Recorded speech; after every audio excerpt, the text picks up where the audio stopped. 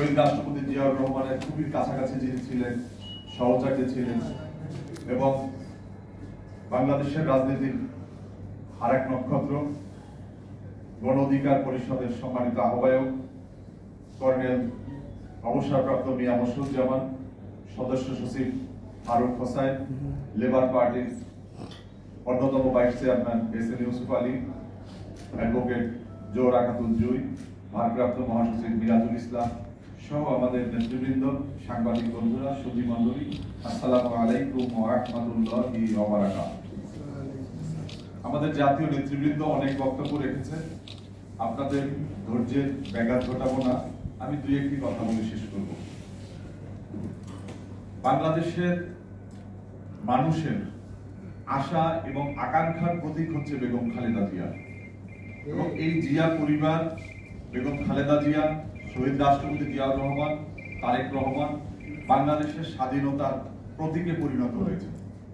এই জিয়া পরিবার ইতিহাসের বাঁকে যখনই দুর্দিন দুঃসময় এসেছে, তখনই বাংলাদেশের জনগণেরও দুঃসময় এসেছে। আপনাদের মনে আছে যখন মুক্তিযুদ্ধের সময় এদেশের মানুষ যখন দিশেহারা ছিলেন, তখন আমাদেরকে দিশা দিয়েছিলেন শহীদ রাষ্ট্রপতি জিয়াউর রহমান। তার হাত ধরে আমরা 1975 সালে পাকশালের হাত থেকে আমরা রক্ষা পেয়েছি, আমরা গণতন্ত্র পেয়েছি, গণতন্ত্র পুনরুদ্ধার হয়েছে। একইভাবে স্বৈরাচার এরশাদের হাতে 9 বছর যখন বাংলাদেশের গণতন্ত্র অবরুদ্ধ ছিল, সেই অবরুদ্ধ গণতন্ত্রকে পুনরুদ্ধার করেছিলেন দেশনেত্রী বেগম খালেদা জিয়া সহ, এখানে জামাত ইসলামী আছেন, আওয়ামী লীগ সহ যে আন্দোলন হয়েছিল, সেই আন্দোলনের প্রধানতম নেত্রী ছিলেন দেশনেত্রী বেগম খালেদা জিয়া। একটি সমাবেশে শেখ হাসিনার আসার কথা ছিল, কিন্তু শেখ হাসিনা আসেননি।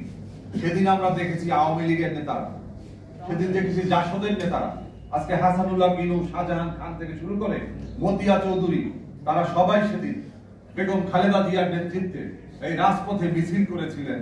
ইনি হচ্ছেন বেগম খালেদা জিয়া। তার হাত ধরে 1991 সালে বাংলাদেশে গণতন্ত্র পুনরুদ্ধার হয়েছে। আজকে বাংলাদেশের 17টি বছর আমরা রাজপথে আন্দোলন করছি।